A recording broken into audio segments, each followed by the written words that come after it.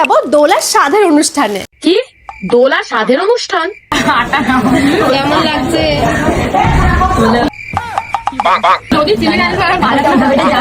বলছি দোলাদি তোমার স্বাদ হচ্ছে নাকি তোমাকে বলি দেওয়া হবে?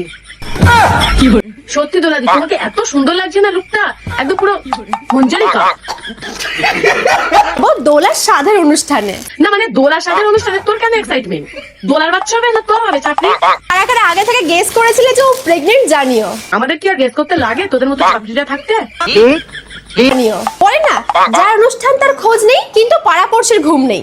না দোলার পাড়াশির ঘুম আছে কিন্তু তোর মধ্যে ছাপড়িটার ঘুম নেই। আমার সঙ্গে ঠিক তেমনই কাণ্ড ঘটেছে। কাণ্ড ঘটিনি রে ছাপড়ি, তুই নিজে থেকেই কাণ্ড ঘটাস।